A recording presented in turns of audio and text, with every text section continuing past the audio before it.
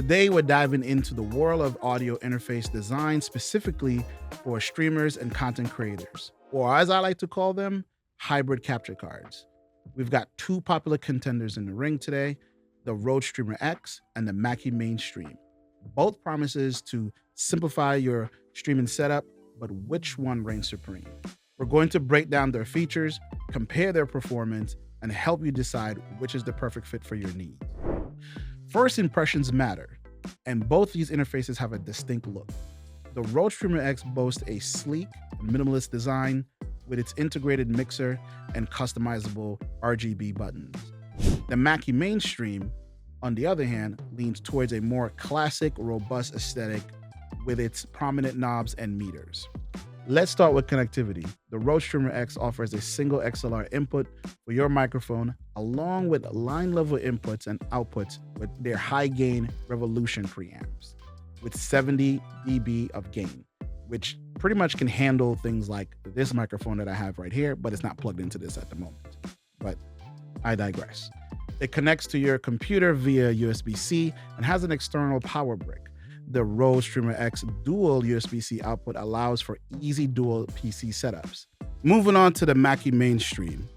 This one gives you a bit more flexibility with two mic inputs, a combo XLR port and a TRS input, making it suitable for those who might want to record with multiple microphones or instruments. But be warned, it's limited to 60 dB of gain, which may not be enough for some dynamic mics. The Mackie Mainstream offers more versatility with its ability to connect USB mics and webcams via its USB hub. Now let's check out the back of these devices. As you can see with the Streamer X, it has limited physical outputs, primarily aimed at headphones and monitors. The Mainstream provides more options, including dedicated outputs for studio monitors and more flexibility around routing possibilities. Now let's talk about the software.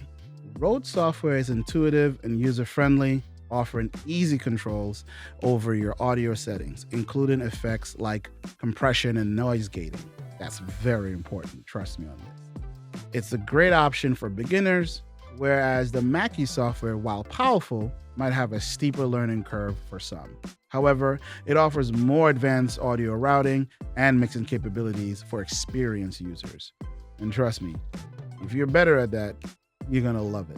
The Rode software emphasizes simplicity and ease of use, perfect for getting up and running really quickly, while the Mackie software allows for deeper customization and control, which can be beneficial for complex setup and shines more on PCs than Macs.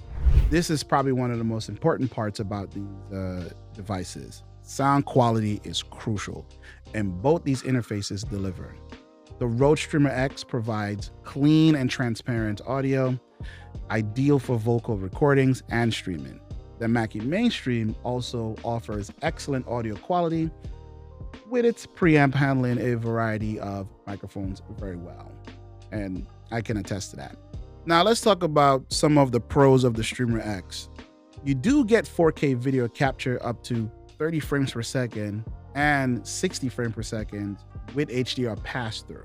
So to explain what I'm talking about there, it means you can record in 4K 30, but you can also, pass it through to like a monitor or a television that can handle 4K 60. So you can still play your games in high frame rates and stuff like that. You do get the really good, what they call the high gain Revolution preamp, which is around 70 dB, as I said earlier before, that can handle things like a dynamic mic, like the one I'm speaking into as well. Customizable buttons, like all these buttons here. Actually, no, I'm lying. The actual buttons that are customizable are these 4 buttons here.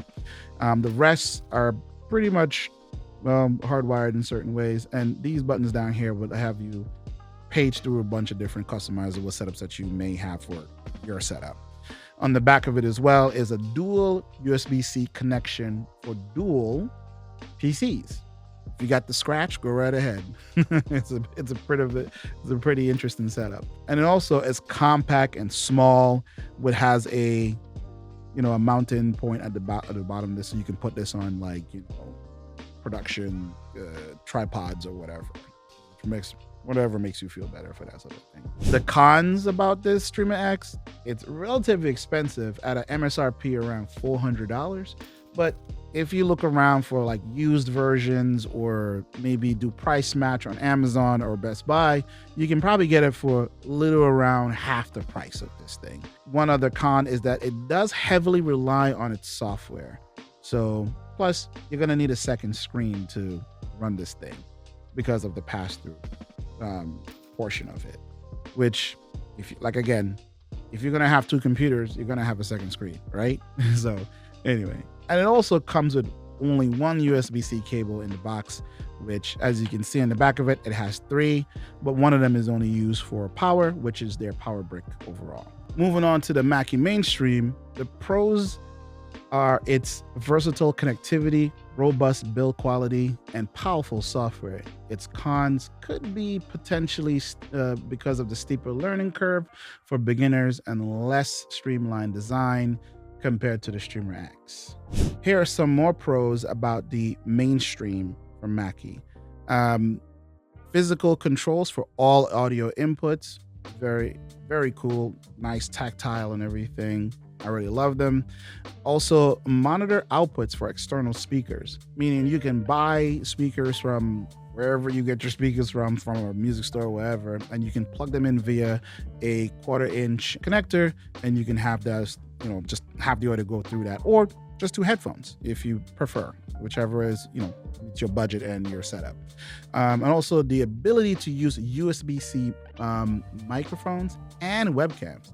So to explain a little bit about what I mean by that is that you can potentially, I don't know this, I haven't really tried this out, but you can potentially hook up a actual DSLR camera or video camera that has HDMI out, that has the pass-through, and also a USB-C webcam. So you can technically have 2 cameras running at the same time, like in OBS or something like that, or whatever is your software of choice whenever you're streaming. Moving on to the cons, it is limited to 60 dB of gain, which may not be enough to run certain mics, like dynamic mics such as the Shure SMB.